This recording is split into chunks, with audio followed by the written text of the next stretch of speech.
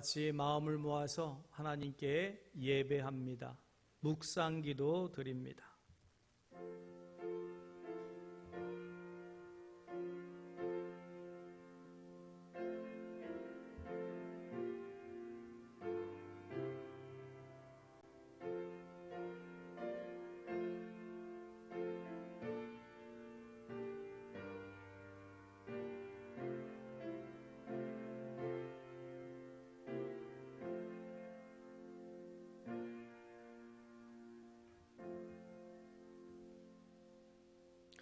여호와 우리 하나님이시여, 주 외에 다른 주들이 우리를 관할하셨사오나 우리는 주만 의지하고 주의 이름을 부르리이다. 여호와여, 주께서 이 나라를 더 크게 하셨고 이 나라를 더 크게 하셨나이다. 스스로 영광을 얻으시고 이 땅의 모든 경계를 확장하셨나이다. 아멘. 하나님, 이 나라 이 민족은 5,000년 역사 속에서 수많은 나라와 민족 가운데 고통을 당하다가 특별히 일제에 36년 동안 침략을 당했었지만 하나님, 이 나라를 하나님께서 자유를 허락하시고 크게 부흥케 하여 주신 은혜 진심으로 감사를 드립니다. 하나님이 이 땅을 경계를 확장시켜 주셔서 이제는 세계 20개의 나라와 어깨를 나란히 할 수 있는 나라가 되게 하신 것 주님의 은혜요, 주님의 능력인 줄 믿습니다. 그 이유는 하나님만 의지하는 나라와 민족으로 세계 열방을 복음화하고 구원하라고 우리로 이런 복을 주신 줄 믿습니다. 하나님, 오늘 그리스도인도 이 시대가 위기의 상황 속에 있고 어려움을 당할 때에 하나님은 우리를 이 시대를 구원할 자로 세우시고 사용하시려 하시는 뜻이 있는 줄 믿습니다. 우리 모두 오늘 거룩하고 된 성일에 하나님을 예배할 때에 하나님의 뜻을 깨닫고 세상을 구원해내는 리더자로서 그 사명 감당함에 부족함이 없도록 은혜와 복을 허락하여 주옵소서. 하나님, 이 예배를 통해서 홀로 영광 받으실 줄 믿사오며 우리 주 예수님의 이름으로 기원하옵나이다. 아멘.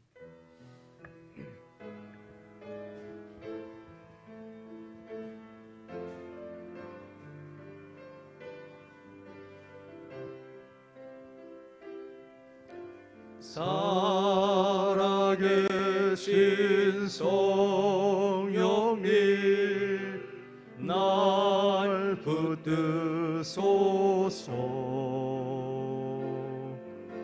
살아계신 성령님, 날 살피소서.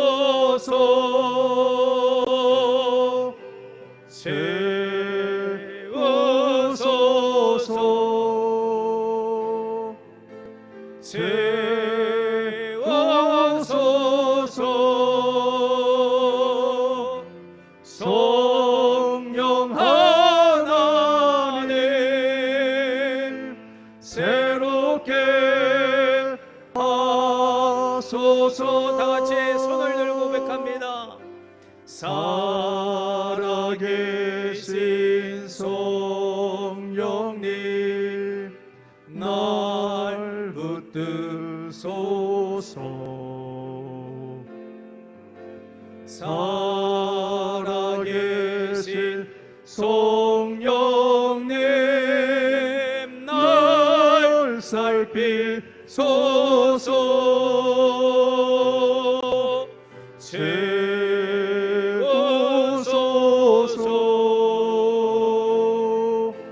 세워소서.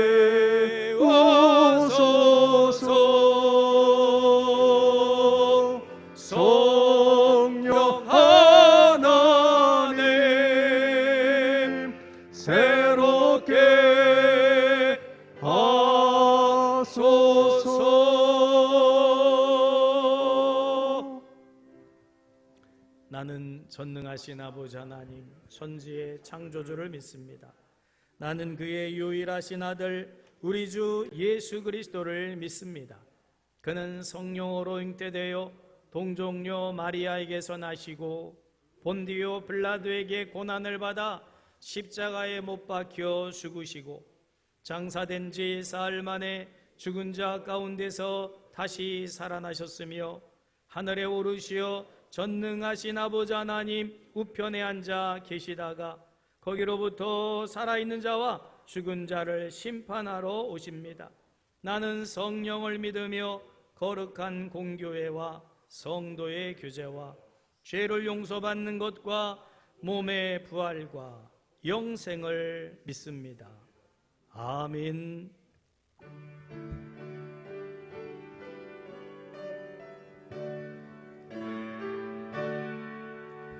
만유의 주 앞에 감사를 드리고 다경배하면서 찬송을 부르세.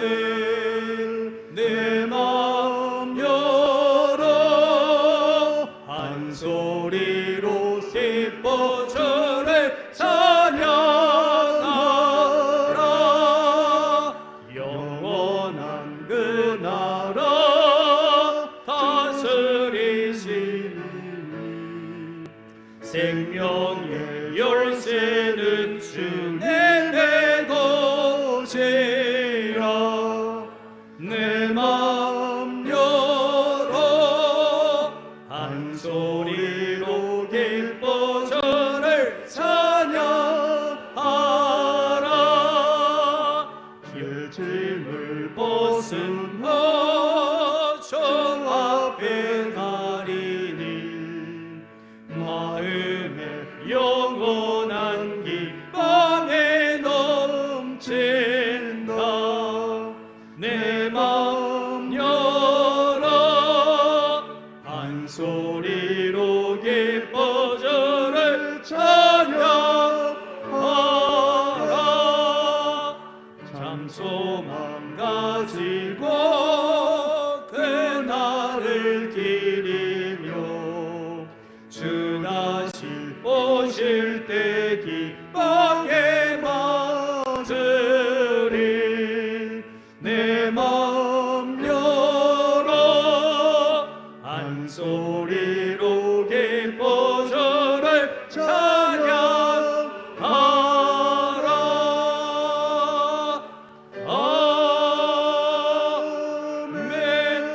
아멘.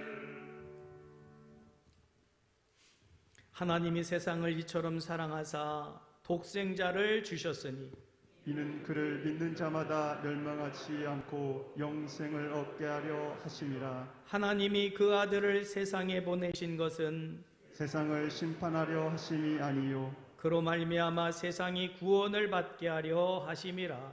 그를 믿는 자는 심판을 받지 아니하는 것이요 믿지 아니하는 자는 하나님의 독생자의 이름을 믿지 아니하므로 벌써 심판을 받은 것이니라. 그 정죄는 이것이니 곧 빛이 세상에 왔으되 사람들이 자기 행위가 악함으로 빛보다 어둠을 더 사랑한 것이니라. 악을 행하는 자마다 빛을 미워하여 빛으로 오지 아니하나니 이는 그 행위가 드러날까 함이요 진리를 따르는 자는 빛으로 오나니 이는 그 행위가 하나님 안에서 행한 것임을 나타내려 함이라 하시니라. 아멘.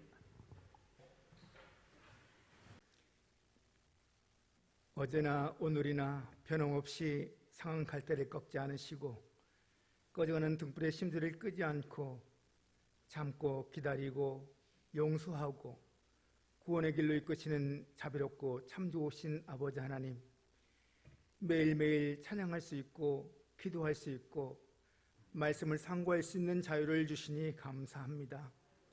물을 떠난 고개는 육지에서 살 수 있는지 모르지만 주님이 묻는 삶은 하루도 생각할 수 없습니다. 목마른 사슴이 시냇물 찾아 헤매듯이 내 영혼 주를 찾기에 갈급하나이다. 금보다 귀한 나의 주님, 내게 만족 주시는 주, 당신만이 나의 기쁨, 나의 참 보배, 주님만이 나의 힘, 나의 방패, 나의 참 소망, 나의 몸, 정성 다 바쳐 경배 드립니다. 이 시간 여러 가지 악조건 속에서도 주께서 저희를 불러주시고 예배하게 하시니 참 감사드립니다. 한 주간을 살면서 아버지 사랑을 풍성히 공급받으면서도 그 사랑으로 내 이웃을 내 몸처럼 사랑하며 주님의 뜻을 감당하지 못한 것, 주님의 자녀로서 부정한 말과 더러운 생각, 경솔한 행위들로 범죄한 죄들을 용서하여 주시고 다시금 마음을 가다듬습니다. 정결한 마음과 용기와 힘을 주옵소서. 코로나19로 인하여 하나님을 믿는 내 믿음이 참 믿음인지 믿음이 있는지 점검하게 됩니다. 갈수록 하나님께 공적 예배를 드리는 것이 어렵다는 것을 알게 됩니다. 참 신앙은 받은 신앙을 나누며 받은 은혜를 나누며 전하는 것인데 성도의 교제와 전도와 교육이 정체되어 참으로 안타까운 시간들을 보내고 있습니다. 정부에서는 공적 예배를 제의한 모든 집합행위를 금하고 있습니다. 소그룹도 안 된다, 소리내어 찬송하는 것도 안 된다, 동성기도도 안 된다, 성도들이 대중식당에서 식사하는 것은 가능하나 그러나 교회에서는 안 된다, 카페에서 성경 공부나 소그룹 모임은 사적으로 가능하나 그러나 교회 이름으로는 안 된다. 교회가 대중식당이나 유흥업소나 커피숍보다 못한 교회가 천대를 받고 있는 웃지 못할 상황입니다. 어떻게 이 나라는 협의와 타협 없이 힘으로 밀어붙이는 태보된 불평등 나라를 만들고 지배하려고만 하는지, 무엇보다 교회가 앞장서 코로나19를 대응에 앞장서게 하여 주시고 전국 어느 한 곳도 감염자가 교회에서 발생되지 않도록 지켜주시고 사회로부터 지탄받는 곳이 없도록 도와주옵소서. 교회들이 하나 되고 성도들이 한 마음 되어 전신갑주로 무장하지 않으면 눈코를 빼앗길 시련의 시대를 만났습니다. 무엇이 옳고 무엇이 그릇된지 사실이 왜곡되고 거짓이 진실인 것처럼 둔갑하여 국민들을 이상한 프레임으로 바이러스로 판단력을 흐리게 하고 있습니다. 세상이 교회를 짓밟지 않도록 교회와 성도들이 눈물로 기도하며 의의 방패와 성령의 충만함으로 교회가 하나 되어 세상을 변화시키는 강한 등불이 되도록 영적인 힘과 소명을 회복시켜 주옵소서. 하나님께서 주시는 전염병은 죄악을 회개하고 돌이키라 아니면 다시 오실 예수 그리스도의 징조일진데 믿는 백성들 하나님께 돌이키게 하시고 다시 올 신랑 되신 예수 그리스도를 부끄러움 없이 영접할 수 있는 정결한 교회 준비되어진 신부되게 하시어 단장시켜 주옵소서. 2013년 차별금지법이 부결되어 또다시 정의당이 포괄적 차별금지법을 3주 전에 국회에 발의했습니다. 발의한 법안과는 별도로 민주당 중진 의원들이 차별금지법을 공동 발의할 의원들을 모으고 있는 상황에 있습니다. 교회와 목회자들 좌지우지하려는 이 나라, 소수가 다수를 지배하려는 사회주의 사상으로 국민들을 선동하고 통주하는 이때 믿는 모든 국민들이 이 법안을 막을 수 있도록 도와주시고 근신하여 교회가 연합하여 깨어 기도하게 하여 주옵소서. 하나님, 바라옵나니 대통령과 국무위원들이 피땀 흘려 세운 이 나라 역적이 되지 않게 하시고 하나님의 법을 역행하거나 배신하지 않도록 밤에 잠을 잘 때 꿈에서라도 무섭고 두려운 하나님을 바로 알게 하시고 소수의 국민이 아닌 다수의 백성들을 두려워하며 이 나라를 공의와 정의를 바로 세울 수 있도록 도와주옵소서. 참으로 여러모로 악한 기운이 요동하는 이때 여야를 떠나 믿음의 국회의원들이 하나님의 강한 군대를 응접하여 이 나라의 하나님의 법칙에 파수꾼되도록 의로운 300용사처럼 일으켜 세워 주옵소서.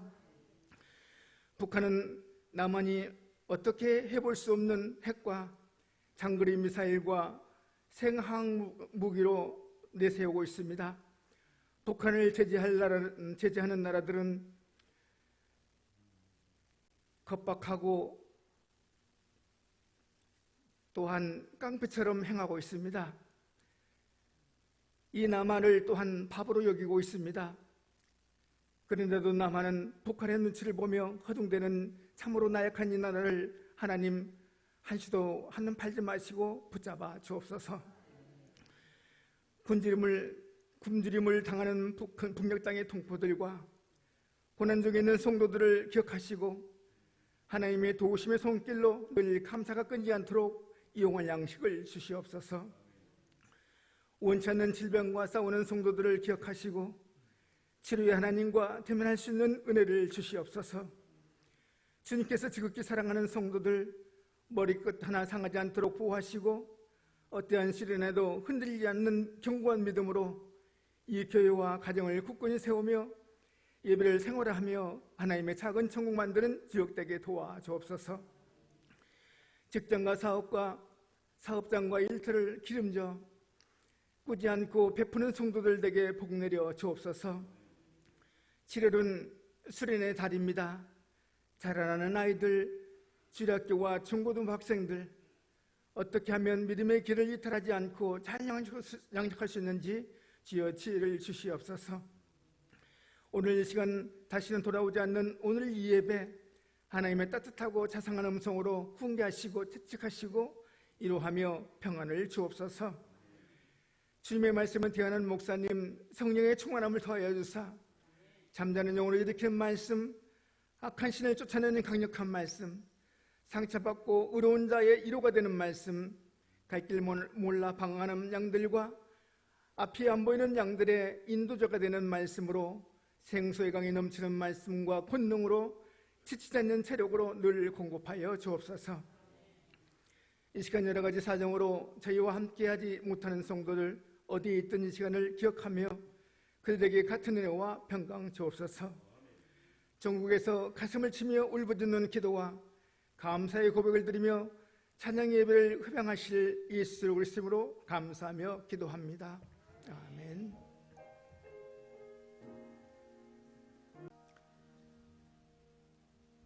이 시간 우리에게 허락하신 하나님 말씀은 사사기 17장 7절에서 13절까지 말씀입니다.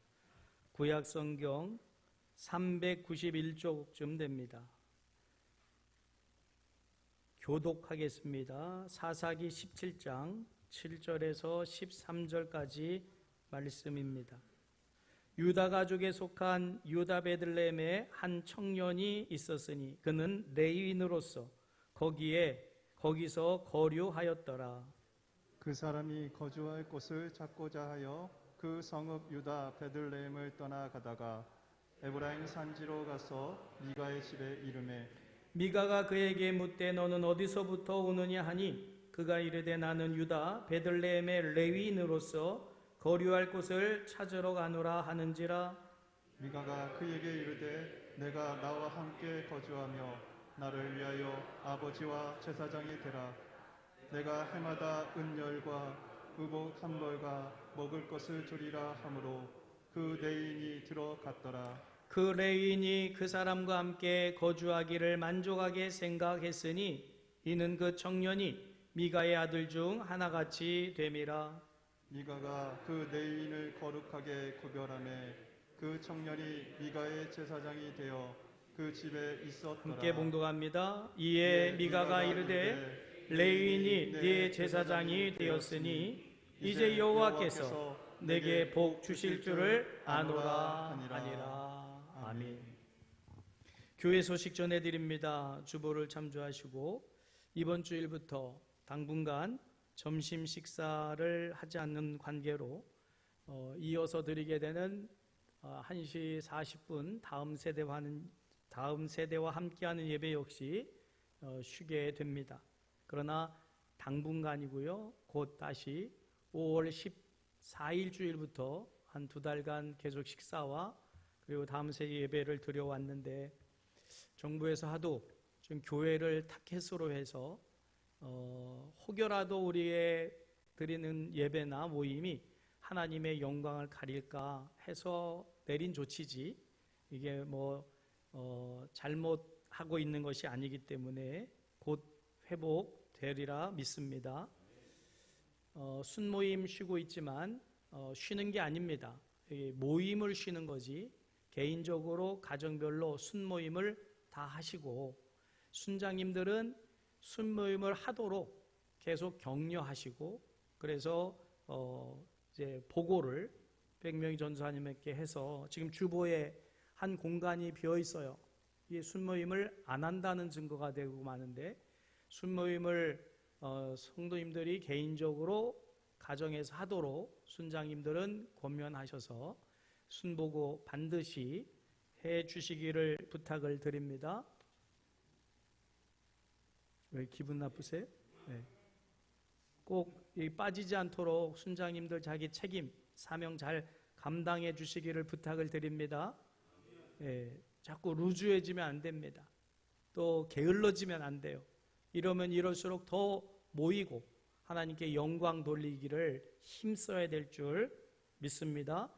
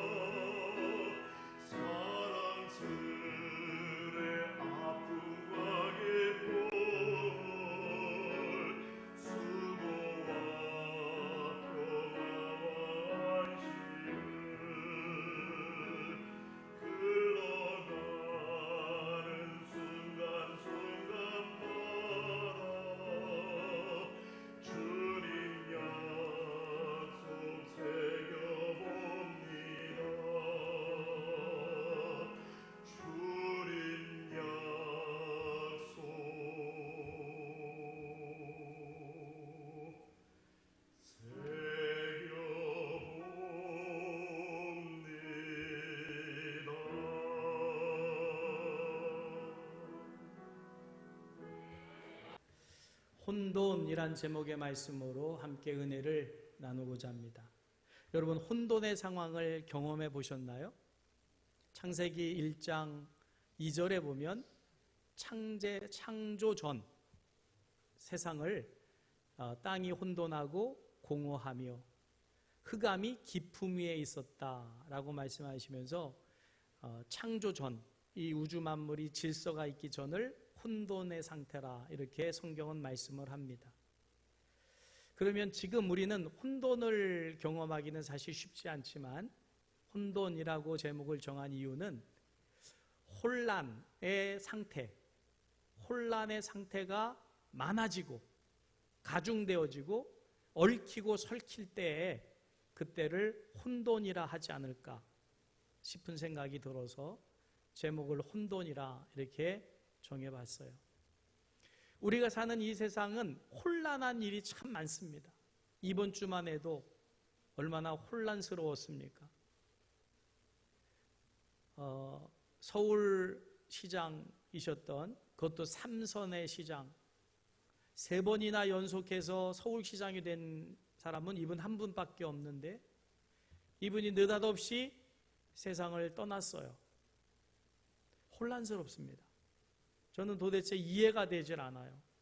그 정도 출세했고 대권까지 바라보는 사람이 도대체 뭐 때문에 세상을 그 사랑하는 가족들을 떠날까? 저는 혼란스러워서, 근데 그 이유를 밝히질 않아가지고 혼란은 여전할 것 같습니다. 여러분들은 전혀 혼란스럽지가 않은 것 같아요? 갈 사람 같지 뭐. 그렇습니까? 그런데다가 이번 주 월요일 날 우리 전국 행복한 치과에 성남에서 확진자가 와가지고 치료를 받고 갔다고 하는 것이 알려지면서 제가 알기로 194명의 진료를 받았던 전국의 사람들이 다 검사를 받았어요. 혹시 검사 받으신 분? 저희 교회는 또 안 가셨더라고요, 행복한 치과에. 근데 다행히 다 음성 판정이 났어요.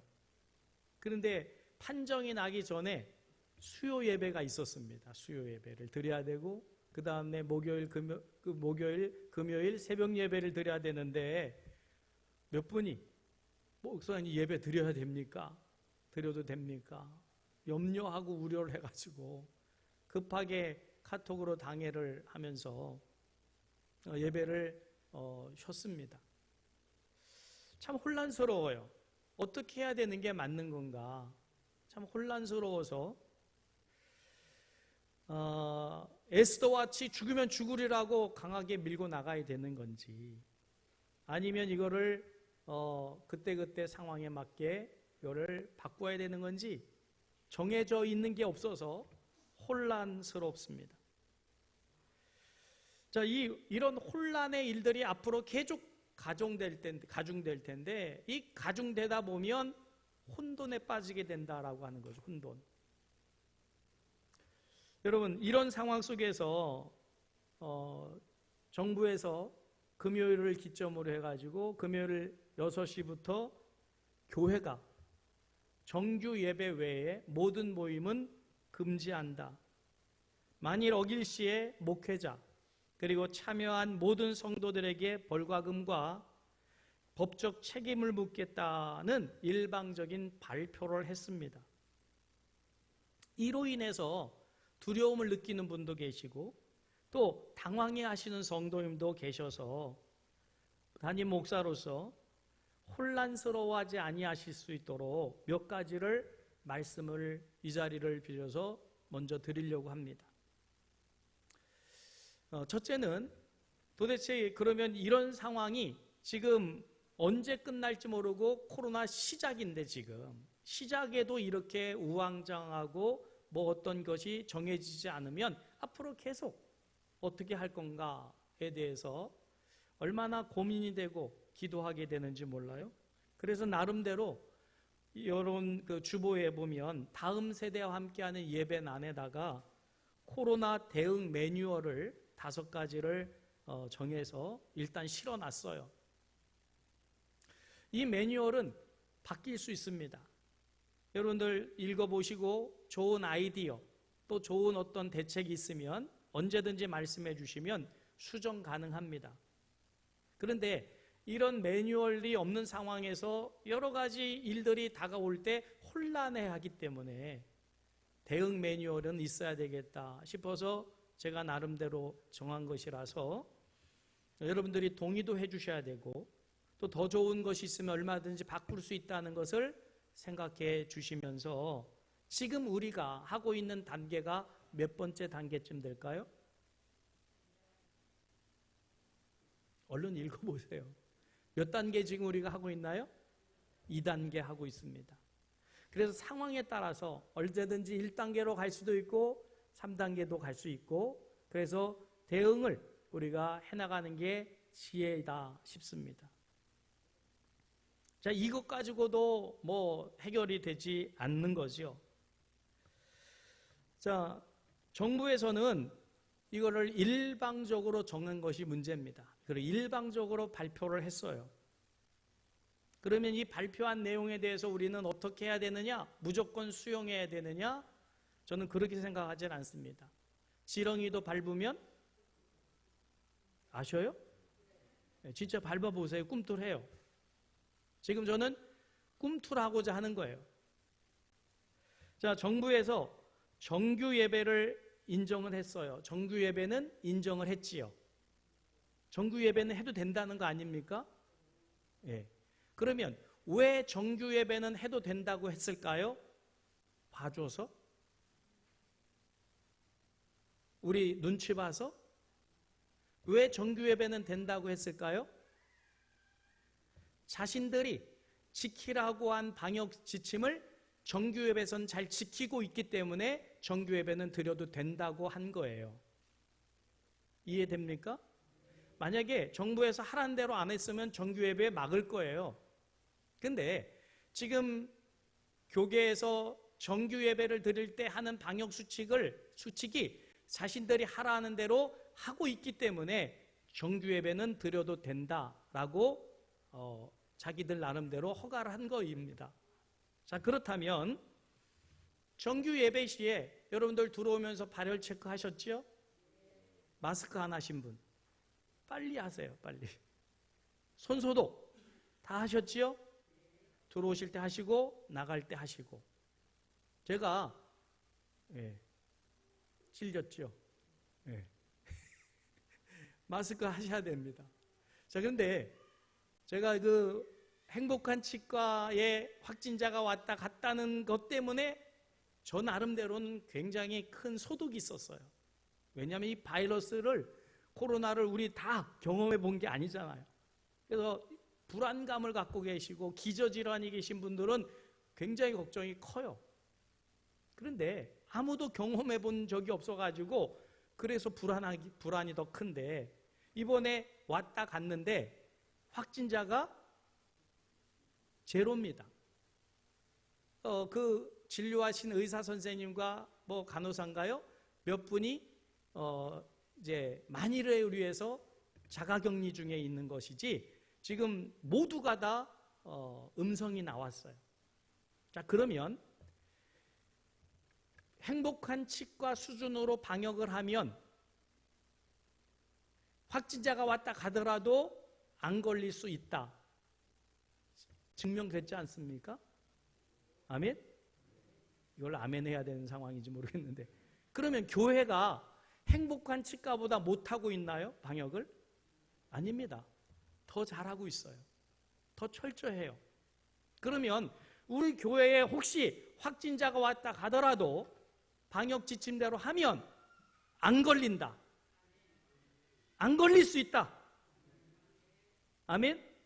이거 못 믿으면 불안해서 못 나오셔요. 확진자가 왔다 가더라도 지키라는 방역대로 하면 안 걸린다. 이걸 믿으셔야 돼. 자, 그러면 우리가 예배를 공적인 예배를 이게 정규 예배를 드렸어요. 오늘 여러분들 가시면 여기 다시 또 뭐라 그러죠? 소독을 해요. 예배 후에 정규 예배 후에 소독이 된 방역 지침대로 한 그곳에서 소그룹 모임을 갖는 것과 우리가 교회에선 지금 안 된다고 하니까 그러면 밖에 나가서 소그룹 해도 괜찮습니다.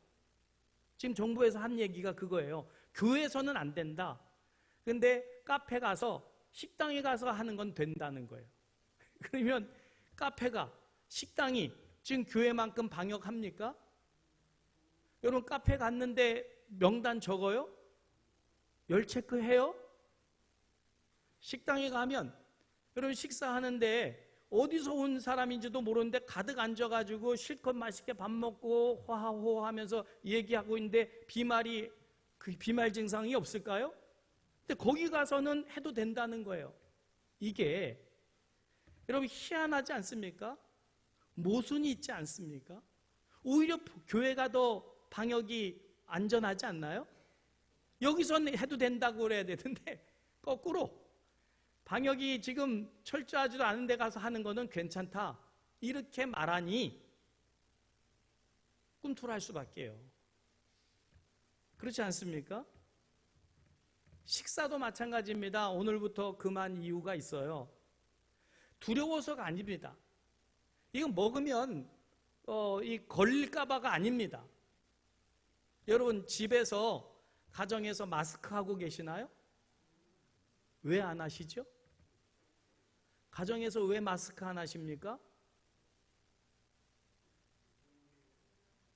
가족이라서? 그럼 가족 중에 코로나가 걸리면 마스크 안 하나요? 거리두기 안 하나요? 해야 돼요. 그럼 왜 안 하지요 지금? 안 걸렸다는 것을 서로가 믿고 있기 때문에 믿음 속에서 안 하는 거지. 가족 중에도 확진자가 있다면 당연히 거리두고 당연히 마스크 해야 되는 거예요. 확신이 있어서 안 하는 거예요. 그러면 연천군에 확진자가 지금 있어요 없어요? 없어요. 확신해요?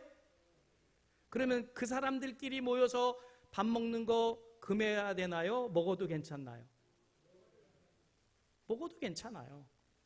확진자가 없는데 껴안아도 괜찮고. 여러분 부부가 껴안지 않나요? 걸릴까봐? 안 해요? 저희 아내 같이 한 침대에서 자요. 안 걸린 거 제가 확신하거든요. 그러면 확신이 되는 우리 교회 지금 모인 분들은 확진자가 없는지를 확신합니다. 그럼 밥 먹어도 돼요. 근데 안 하는 이유는 정부에서 교회가 마치 코로나 바이러스를 퍼뜨리는 온상과 같은 프레임으로 자꾸 계속해서 같은 방송을 반복해서 하고 있으니까 일반 사람들이 생각하기에는 교회는 가면 감염된다 이런 의식을 갖게 되는 거예요. 그래서 만에 하나라도 하나님의 영광이 가릴까 봐 잠시 멈췄던 것뿐이지 두렵거나 또 우리가 정부의 지침을 어기고자 함도 아니고 따르고자 함도 아닙니다. 자, 그러니까 우리는 정말 아무도 경험해 보지 않았기 때문에 어떤 일을 만날 때 혼란에 같이 동참해서 우왕좌왕할 게 아니라 분명한 지혜를 가지고 이 시대에 코로나 사태 속에서도 휘둘리지 않는 그런 혼란과 위기를 극복해내는 지도자가 돼야 될 줄 믿으시길 바랍니다. 그게 코로나를 겪게 하는 하나님의 뜻이 아닌가. 우리 예수 믿는 사람도 똑같이 겪잖아요. 그러면 똑같이 겪으면서 똑같이 혼란하고 똑같이 불안해하고 똑같이 전전긍긍하라고 겪게 하실까요? 저는 그렇게 생각하지 않습니다. 뭔가 믿는 사람들은 달리 확신을 가지고 이 위기를 극복할 수 있는 리더자의 역할을 감당하라고 하신 하나님의 뜻이 우리에게 있는 줄 믿습니다. 자, 그러면 정부에서 정규 예배는 드려도 된다 하면서도 정규 예배가 뭐다라고 규정을 못해요. 그래서 한국 이 기독교 기장에서 정규 예배는 이런 것이다라고 정부에 보냈어요. 자, 정부에 보냈는데 글씨가 너무 작아가지고 확대해 주셔서 고마워요. 내용은 이겁니다. 그러면 정규 예배의 규범이 뭐냐? 범위가 뭐냐? 1. 교회 공적 소식지, 즉 주보나 뉴스레터, 또 인터넷을 통해서 공지된 각종 정기 예배, 즉 예배 및 기도회, 새벽 기도회까지, 금요 심야 기도회까지 다 포함된 게 정규 예배인 줄 믿으시길 바랍니다. 여러분들조차 헷갈리면 안 돼요. 이 정규 예배는 드려도 돼요? 안 드려야 돼요? 드려도 다 되는 거예요. 법으로 여러분을 제재 못해요. 자기네가 정한 거니까. 우리가 지금 이게 정규 예배라고 지금 보냈어요. 이 두 번째, 교회 목회 리더십이 책임을적으로 주관하는 예배. 이 자리에 오신 여러분에 대한 책임은 제가 집니다. 당회가 집니다. 세 번째, 전교인을 대상으로 공지된 예배, 어린이 예배, 청소년 예배, 청년 예배 포함입니다.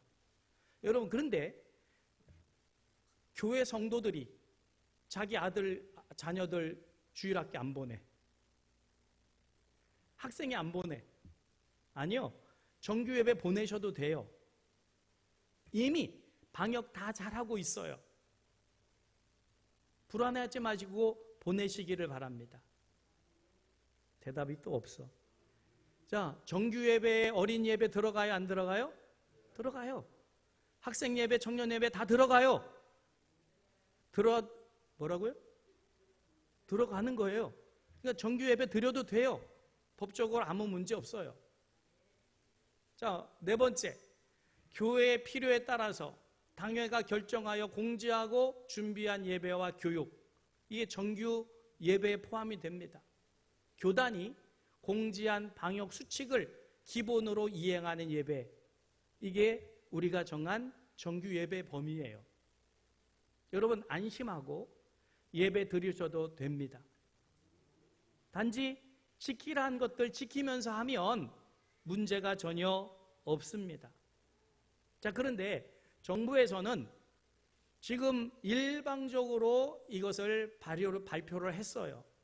그것에 대해서 사단법인 한국교회 언론회의에서 몇 가지 당신들이 발표한 것에 대한 오류가 있다라고 해서 지금 발표한 내용이 있어가지고 소개를 해드립니다.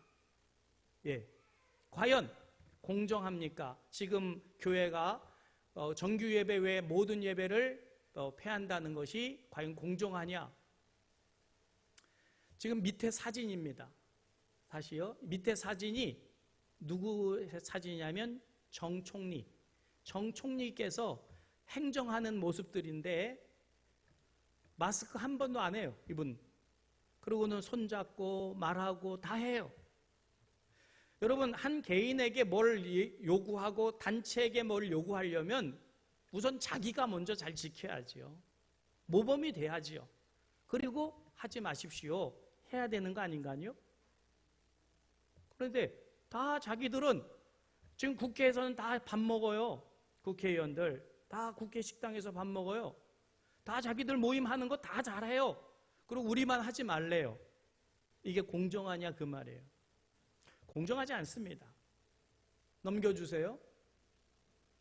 자, 이태원 클럽에서는 문제가 발생했었죠. 그랬더니 인권 보호한다고 그 성소수자들에 대한 것들은 발표를 하지 않아요. 그러면서 교회의 모든 소그룹 그리고 행사는 금지하고 성가대 기도 찬송 금지 운운하면서 300만 원 벌금 운운합니다. 비례 원칙에 이거 맞지 않습니다. 아까 노장훈이 기도했었는데 소수는 그냥 그 인권 지켜준다고 하면 다수는 다 무시해버리면 이게 맞냐 그 말이에요. 여러분, 지금 정부 기관 내에서 다 밥 먹어요. 교회만 먹지 말래. 자기네들 안 먹으면서 우리 안 먹으니까 우리 더 잘하고 있으니까 당신들도 좀 해주십시오. 이래도 할까 말까 한데 자기들은 다 하면서 교회만 안 된다. 이게 옳으냐 이 말입니다. 다음입니다. 기독교인에게 예배는 생명이지요. 그런데 이 엄청난 것을 금지시키면서 교계와 한마디 상의도 없었어요. 총리가 그냥 선포해 버린 거예요. 그러면 총리의 말 한마디에 다 중단해야 됩니까? 이 과정이 공정합니까? 소통은 하고 있는 겁니까? 도대체? 저는 누구를 폄하하고 싶은 마음은 없어요. 문재인 대통령 제일 처음에 말한 게 뭐냐면 국민과 소통하겠다는 거였어요. 청와대 앞에서 소통하겠다고, 광장에서. 한 번도 소통한 걸 본 적이 없어요. 이번 정부가 하는 일이 자기들이 다 할 수 있다고 착각을 하는 게 문제입니다. 소통을 안 해요. 다 할 수 있대. 죄송합니다. 꼭 그걸 까고 싶은 건 아닌데 부동산만큼은 잡겠습니다 하더니 22번째 대책을 내놓는데 계속 부채값은 올라. 잡아줬으면 좋겠어요. 아무튼 소통이 안 돼. 그냥 일방적으로 가진 권한을, 국민 중 권한을 가지고 막 자기들이 다 할 수 있다고 지금 착각하고 오만을 부리고 있는 게 문제인 거지요. 왜 교계하고 상의를 안 합니까? 이 엄중한 일을 말하면서. 그 다음입니다. 교회는 전혀 감염의 온상이 아닙니다. 여러분, 지금 교회 관련 확진자가 550명인데 7월 9일 크리스찬 투데이에서 밝힌 내용인데 여기에는 신천지 이중 등록자에 의한 감염, 기타 이단 교회 및 이단성의 논란이 있는 교회가 많이 포함되어 있습니다. 그러니까 우리 기존 교회, 이단이 아닌 교회의 확진자는 그렇게 많지 않아요. 그래서 좀 추려보니까 교회에서 감염되고 2차, 3차, N차 감염된 사람을 정상적인 교회에서 살펴봤더니 200에서 250명으로 추산을 합니다. 그러면 지금 확진자가 7월 9일 기준으로 13,293명인데 그러면 몇 퍼센트냐? 1.8%밖에 안 됩니다. 즉 신천지 물류센터, 콜센터, 방문 판매, 또 클럽, 운동시설, 병원보다 훨씬 적은 수치인데도 불구하고 계속해서 교회가 무슨 이 감염의 온상처럼 연일 같은 보도를 계속하고 있는 거예요. 그래서 집중 반복 보도하는 것으로 인해서 많이 있다고 느껴지게 만들어 가는 거지요. 이게 프레임입니다. 정부가 지금 무슨 의도인지는 모르겠지만 그 다음 넘겨주시고 100번 양보해서 그러면 개신교 인구가 967만 6천 명이라 할 때 1915년 인구조사에서 밝혀진 내용인데 50%만 교회에 왔다, 예배를 드린다라고 가정했을 때 그러면 코로나에 걸린 사람은 0.0051%밖에 안 되는 것이고요. 8만 4천 개 한국교회 중에 확진자가 발생한 교회가 22개 교회인데 0.02%밖에 안 되는데 그 수치 가지고 교회를 감염의 온상으로 몰아가는 것이 공정한가입니다. 여러분, 전혀 공정치가 않아요.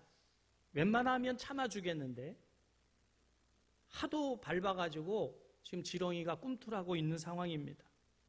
넘겨서 교회가 방역에 얼마나 적극적으로 협조하고 얼마나 선제적으로 합니까? 제가 지난주에 성가대 논의해보세요 그러고는 오늘 독창을 하셨는데 너무 마음이 아파가지고 고민하다가 이걸 주문했어요. 이게 쉐이드 쉴드, 페이스 쉴드 이 의료용입니다. 이렇게 써도 되고 괜찮죠?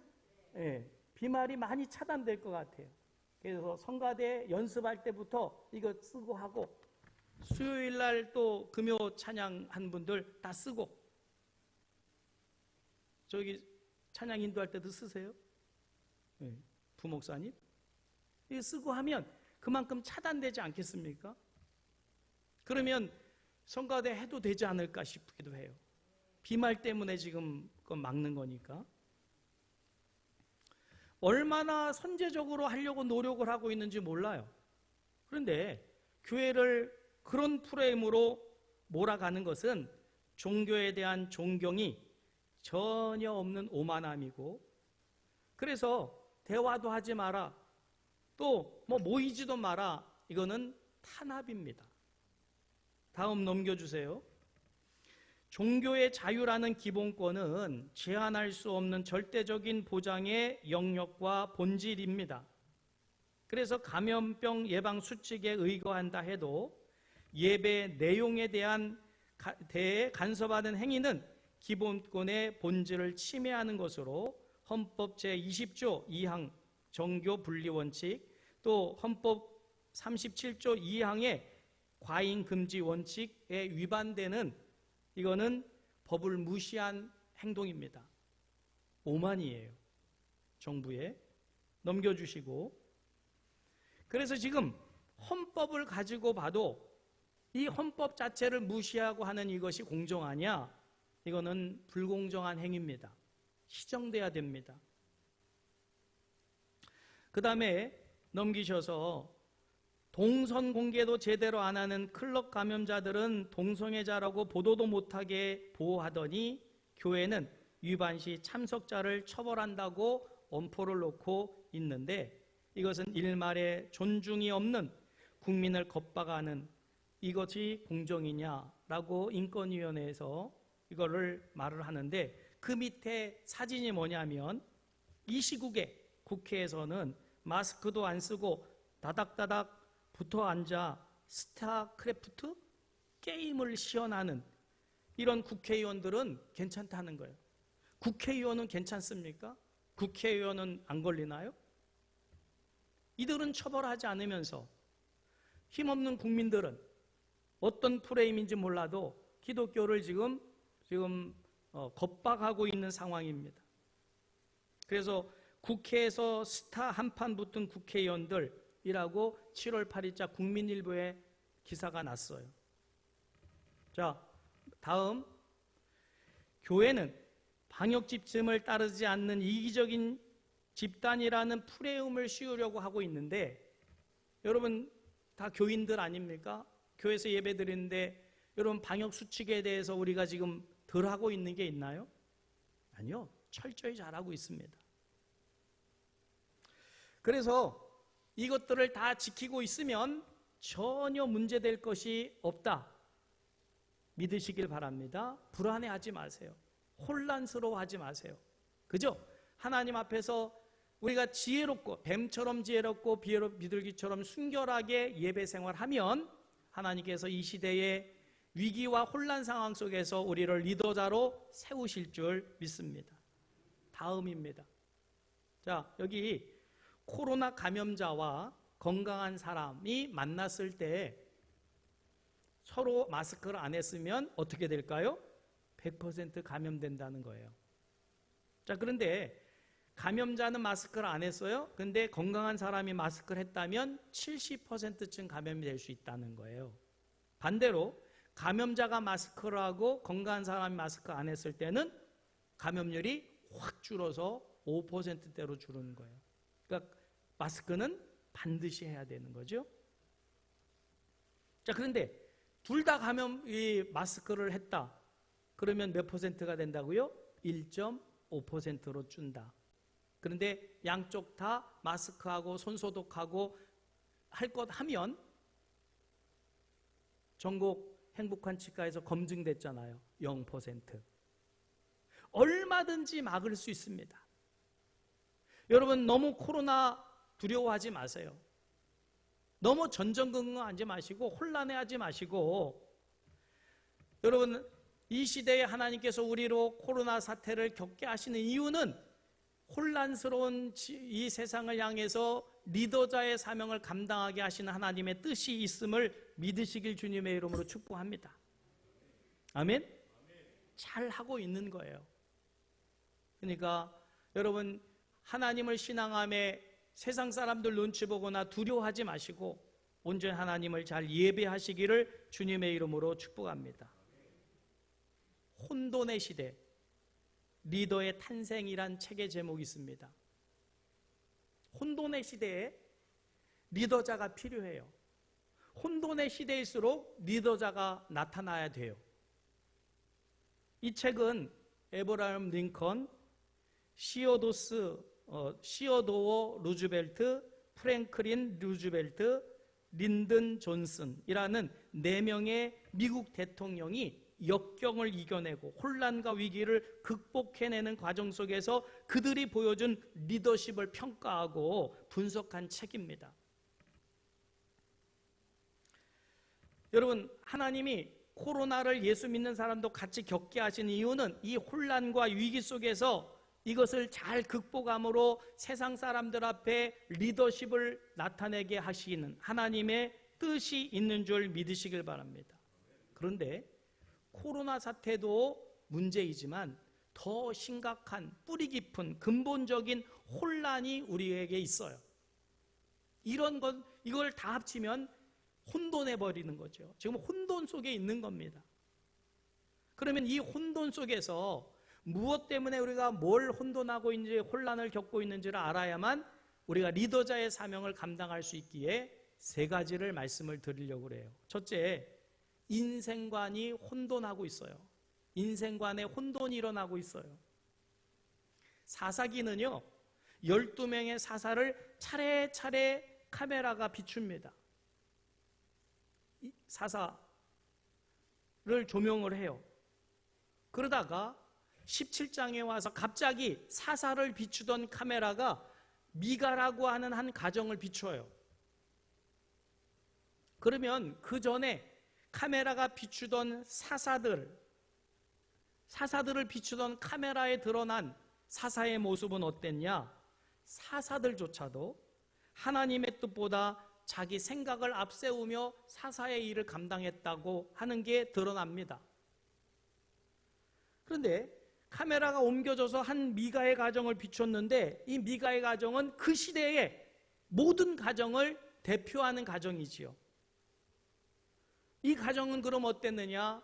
이 가정도 마찬가지로 하나님을 하나님 하면서도 자기 소견대로 하는, 하나님 말씀대로 하는 게 아니라 그런 가정이다라는 것을 비춥니다. 카메라에 비춰진 모습은 그런 모습이에요. 자, 여러분, 하나님을 섬기는 가정에 욕설 가능한가요? 저주 가능한가요? 하나님 우리를 택한 이유가 뭐예요? 찬양하고 복을 빌라고. 그러면 미가라는 가정은 그리스도인 가정인데 저주가 난무합니다. 그러면 저주를 퍼붓고 있는 사람이 누구냐? 그 가정의 어머니예요. 우리 교회로 보면 권사님 가정이에요. 어느 권사님 가정인데 어느 권사님 가정을 카메라가 비추는데 그 가정에 금전적인 문제가 생겼어요. 그랬더니 그 권사님이 막 저주를 퍼붓는 거예요. 하나님을 찬양한 입으로 막 저주를 퍼붓는 거지요. 돈 문제가 발생하니까 저분 저 신앙인 맞아? 저분 저 권사님 맞아? 할 정도로 본성이 드러나는 거예요. 막 저주를 쏟아붓는데 그 저주가 온 동네방네에 다 퍼집니다. 하나님의 영광을 나타낼 가정이 하나님의 이름으로 저주를 퍼부니, 그래서 갓댐 하나님이 너희를 저주할 것이다. 왜 자꾸 이렇게 소리를 지릅니까? 내 돈 가져간 놈 하나님 때문에 망할 것이다, 그 말이에요.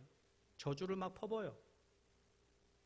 그러면서 하는 말이 뭐냐면, 우리가 7절부터 본문을 삼았는데 바로 6절입니다. 전절에 보면 그때는 이스라엘의 왕이 없었으므로 사람마다 자기 소견에 옳은 대로 행하였더라. 읽어보세요. 시작.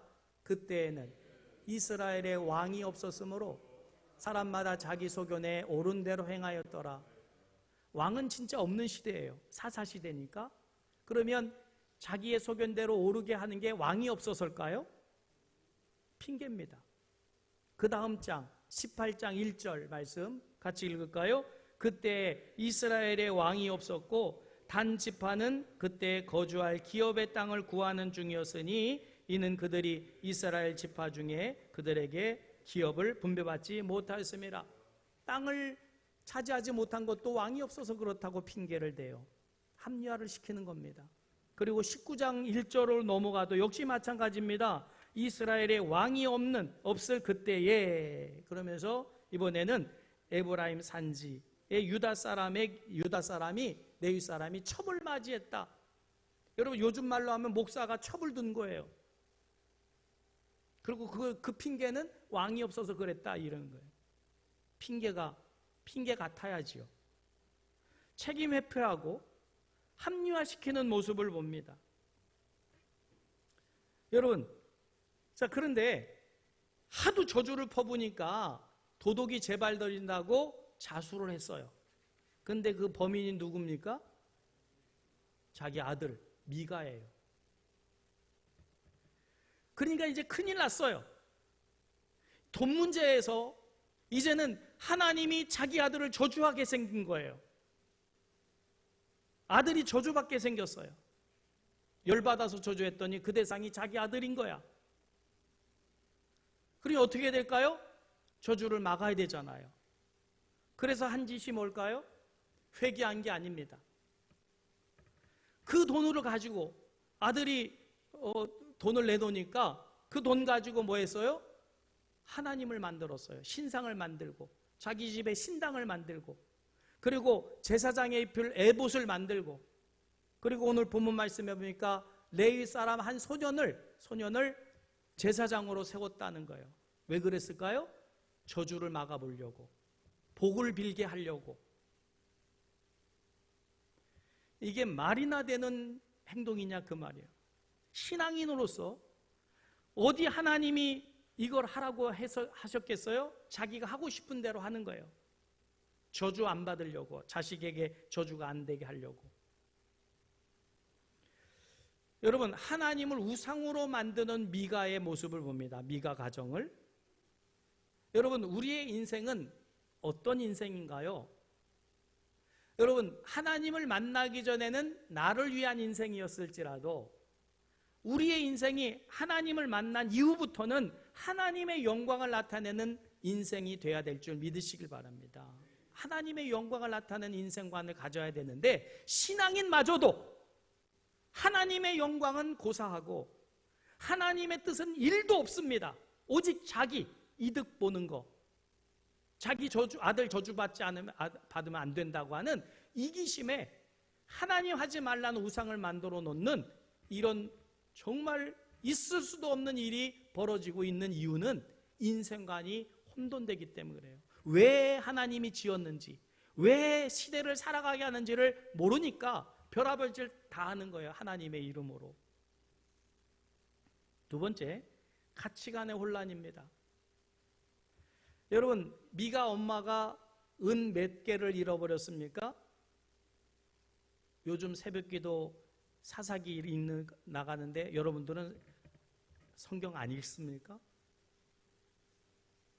은 몇 개를 잃어버려요?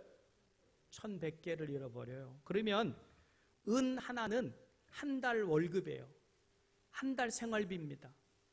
그래서 이 소년 레위에게 제사장을 삼으면서 해마다 은 10개를 주겠다. 그러니까 거의 1년치 월급을 약속해서 주겠다는 뜻이고, 노예를 사고 파는 돈이 은 30입니다. 그러면 은 30개면 은 1100개면 엄청 큰 돈이에요. 자, 그런데 이 돈 때문에 이 미가 엄마가 하는 일이 뭡니까? 돈 때문에 시험 들고, 돈 때문에 원망하고, 돈 때문에 불평하고, 돈 때문에 저주합니다. 이 말은 돈은 하나님이 우리에게 관리하라고 주신 거예요. 돈의 노예가 되라고 주신 게 아닙니다. 여러분, 물질이 많다고 축복이 넘치는 것 아니고 없다고 해서 하나님의 축복이 떠난 게 아닙니다. 물질은 하나님이 잠깐 맡기신 청지기의 사명을 감당해야 될 그런 사명적인 거지.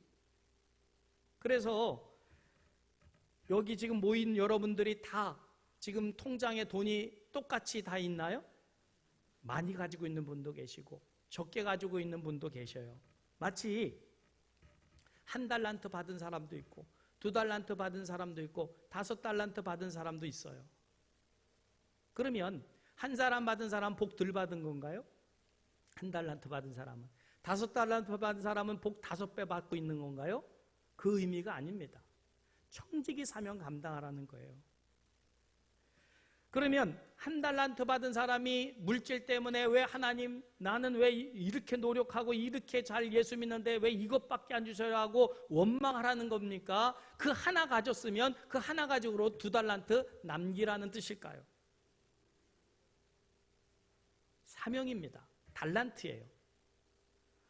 여러분, 많고 적음을 떠나서 하나님이 내게 맡겨진 재물을 통해서 먼저 하나님의 뜻을, 하나님의 영광을 드러내시기를 주님의 이름 축복합니다. 그러면 착하고 충성된 종아 잘하였도다 똑같은 칭찬과 상급을, 영광을 받게 돼요.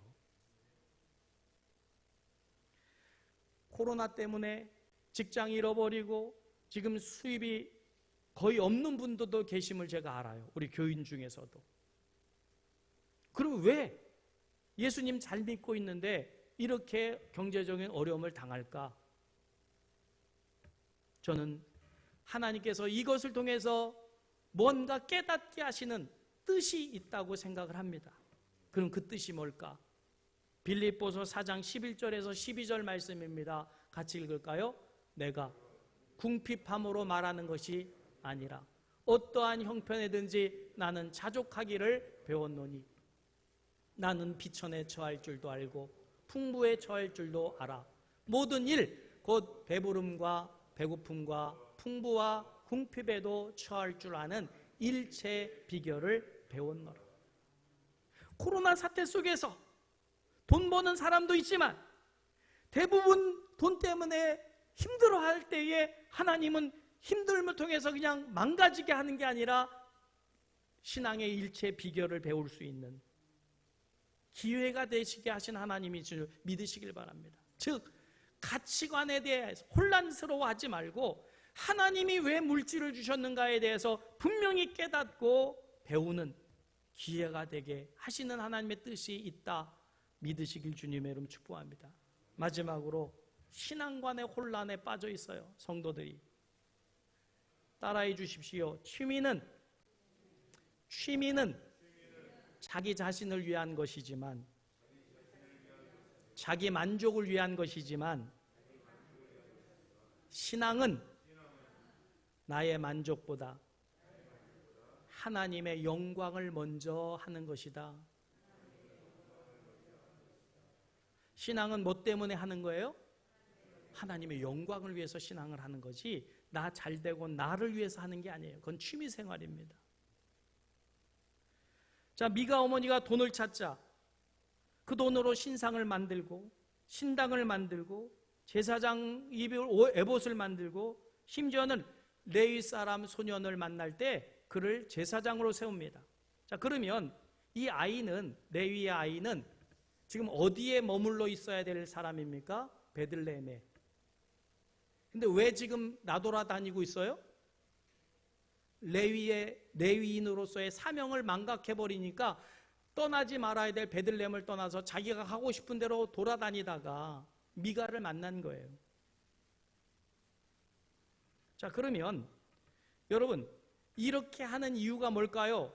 이거 하나님이 시킨 게 아닙니다. 하나님 말씀이 아니에요. 자기 소견에 옳은 대로 자기가 하는 거예요. 이게 얼마나 위험한 것인지를 알아야 돼요. 하나님 말씀 아닌 내가 하고 싶은 대로 하는 신앙인들 있어요. 그 말은 곧 자기가 하나님이라는 거예요. 하나님 말씀보다 내 뜻이, 내 생각이 옳다라고 주장하는 것은 자기가 하나님이라 이 뜻입니다. 참 놀라운 사실이 있습니다. 미가라는 뜻을 아십니까? 미가라는 뜻을 아시나요? 이름의 뜻. 따라해 주십시오. 누가 감히 하나님과 같으리요. 미가의 뜻은 그 말이에요.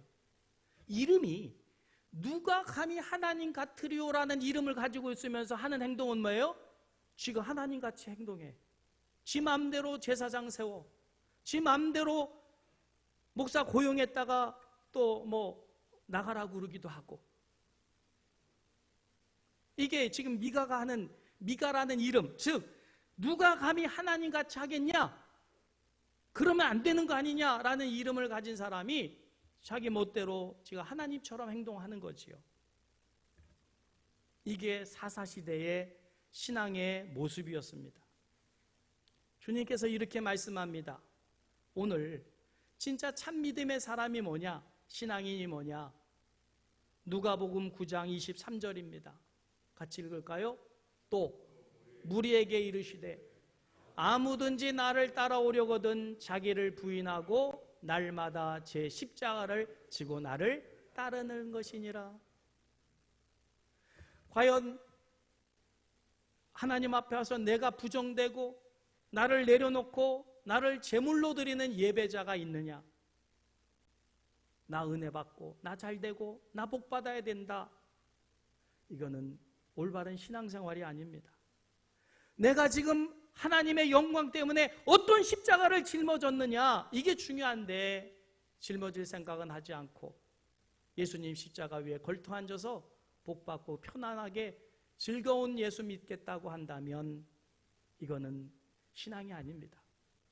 사사시대가 그랬는데 지금 우리 시대도 동일한 사람들이 많아요. 따라해 주십시오. 교회는 나의 만족을 이루는 장소가 아니라 하나님의 영광을 나타내는 장소이다. 교회는 주님의 뜻을 이루라고 나를 부르신 것이다. 믿습니까? 하나님의 부르심의 뜻을 따라 겸손히 섬기고 격려하며 주님의 몸된 교회를 세우는 하늘과 땅의 다리가 되는 교회, 그리고 성도 여러분 되시기를 주님의 이름으로 축복합니다. 말씀 생각하시면서 우리 함께 찬양 드립니다.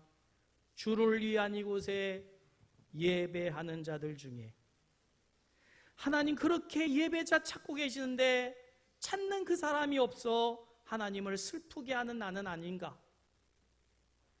하나님이 찾으시는 그 한 사람 예배자, 그 사람이 바로 나이기를 원합니다. 찬양 드립니다.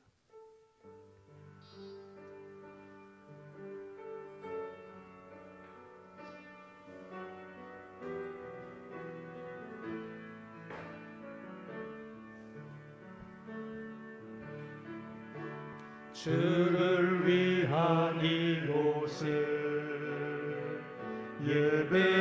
예배하는 자들 중에 그가 찾는 이 없어 주님께서 슬퍼하시네. 주님이 찾으시는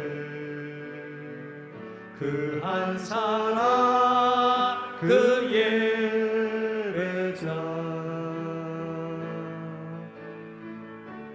내가 그 사람 되길 간절히 주께 예배하네. 주 은혜로 이곳에 서 있네. 주 임재에 엎드려 절하네. 그 어느 것도 난 필요 없네. 주님만 경배해. 주 은혜로 이곳에 서 있네. 주 임재에 엎드려 절하네. 그 어느 것도 난 필요 없네. 주님만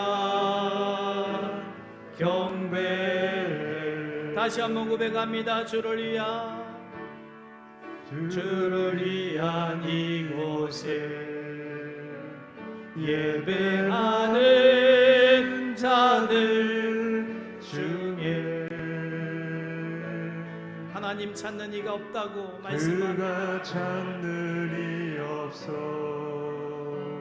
주님께서 슬퍼하시네. 하나님, 주님이 찾으시는 그 한 사람이 주님이 바로 내가 되기를 원합니다. 찾으시네. 온전히 하나님을 예배하는 그 한 참 사람, 예배자 그 되게 하여 주옵소서. 예배자. 간절히 주님을 예배하며 나를 제물로 하나님 앞에 드릴 예배자, 그 사람, 그 한 사람이기를 소원합니다. 예배하네.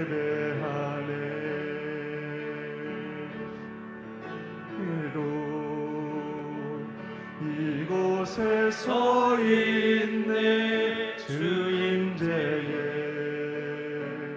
엎드려 절하네. 그 어느 것도 난 필요 없네. 주님만 경배해. 주 은혜로 이곳에 서 있네 주임제에 엎드려 절하네. 그 어느 것도 난 필요 없네. 주님만 경배해.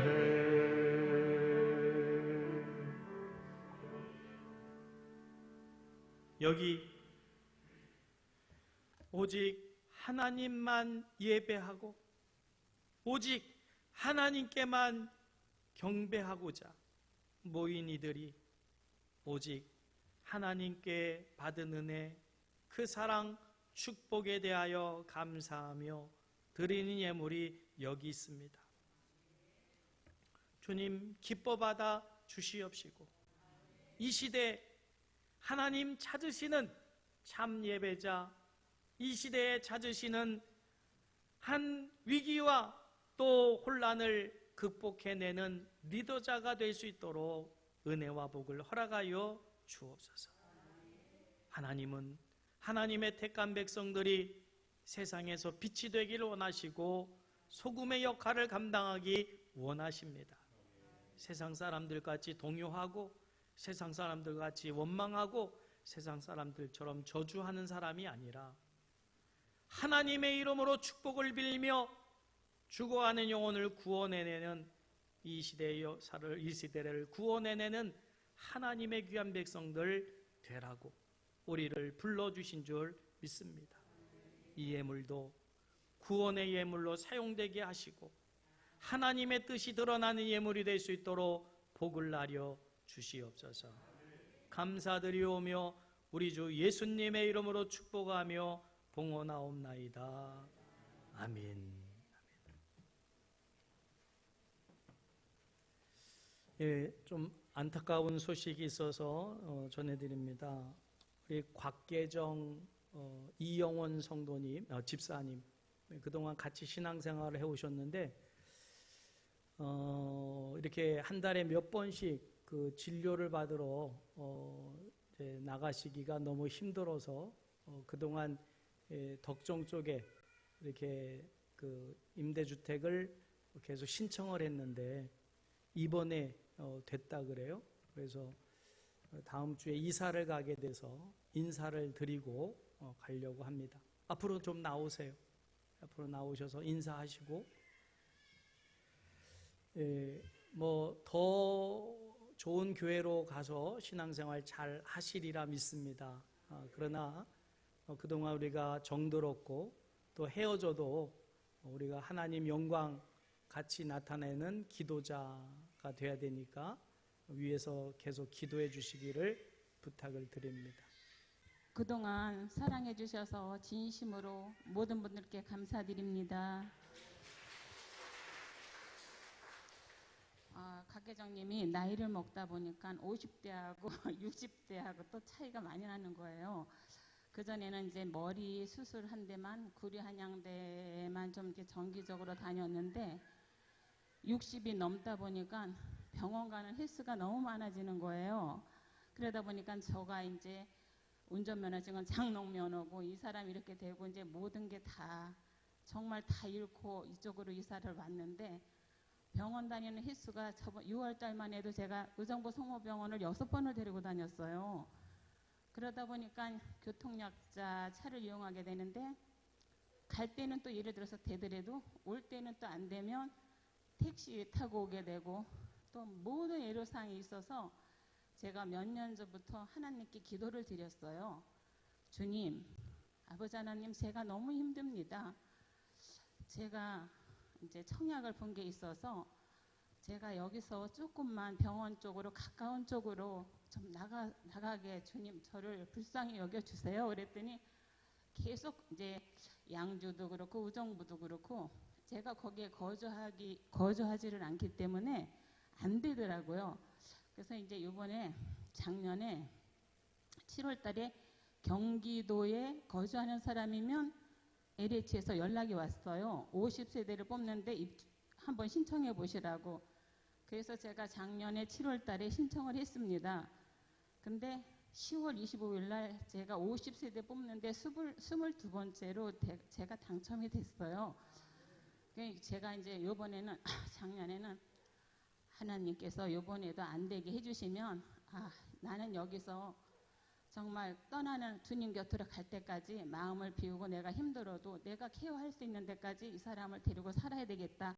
다시는 이제 LH에서 청약 이제 안 넣으려고 마음을 먹었는데 작년에 이렇게 가게 해주셔서 저번 6월 달에 연락이 왔어요. 그러다 보니까 사실은 셋째주의를 지키고 떠나려고 했는데 또 이 사람을 또 데리고 가야 되니까 또 차가 필요한 거예요. 그러다 보니까 주일날 19일날 제가 덕정 8단지로 정말 하나님 은혜 가운데 이사를 하게 됐습니다. 그래서 이제 정말 아버지 하나님 은혜가 없으면 거기 지금 이 사람을 데리고 가야 되니까 공사가 좀 필요해요. 그런데 아시다시피 제가 이렇게 물질적인 것도 넉넉하지가 않는데 이 사람 복지카드로 또 이렇게 집이 비어 있어서 이제 화장실 욕조도 띄고 이 사람 이제 목욕할 수 있게 이제 안전 손잡이니 뭐니 다 LH 쪽에서 해주셔서 19일 이사를 가게 됩니다. 또 우리 정말 담임 목사님, 또 우리 최 목사님, 우리 전도사님 정말 진심으로 감사드리며 제가 여기 와서 정말 낯설고 정말 이 사람 되고 신앙생활을 해야 되는데 가까운 교회가 없을까? 이렇게 다니다가 우리 전국중앙교회를 이렇게 시골에 이쁜 교회가 있네 그러면서 인연을 갖게 됐습니다. 모든 성도님들 진심으로 감사드리며 저도 여길 떠나지만 늘 행복하시고 건강하시기를 간절히 저도 기도드리겠습니다. 그동안 감사합니다. 네. 감사합니다. 한 말씀.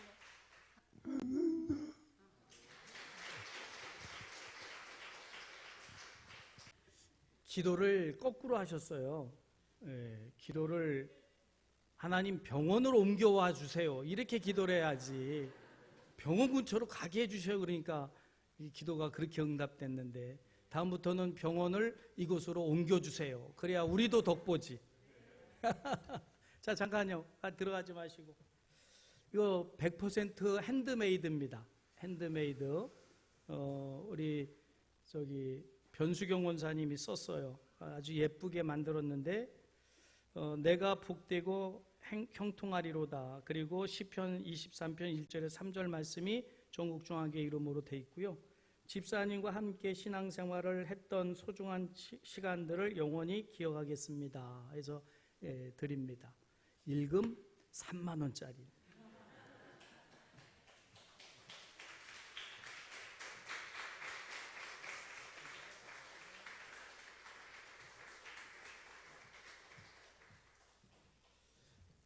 오고 가실 때 이렇게 축복 속에서 항상 오고 가시기를 주님의 이름으로 축복합니다. 다 같이 일어나셔서 우리 전후좌우 계신 분 함께 축복합니다.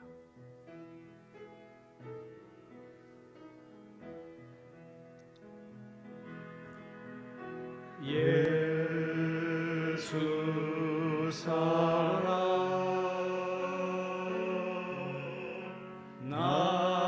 나의 사랑 내 맘속에 넘쳐 형제를 사랑해 예수 사랑 예수 사랑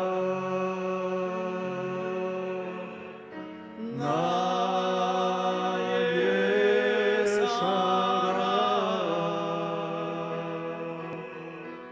내 맘속에 넘쳐 자매를 사랑해 다시 한번 예수 사랑 예수 사랑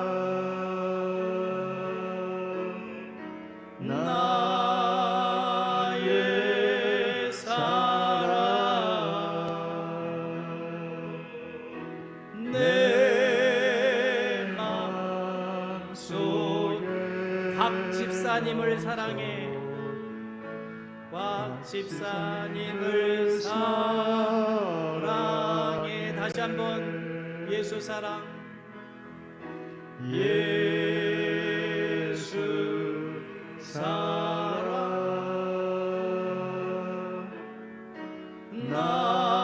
나의 사랑 내 맘속에 이영원 집사님을 사랑해 이영원 집사님을 사랑해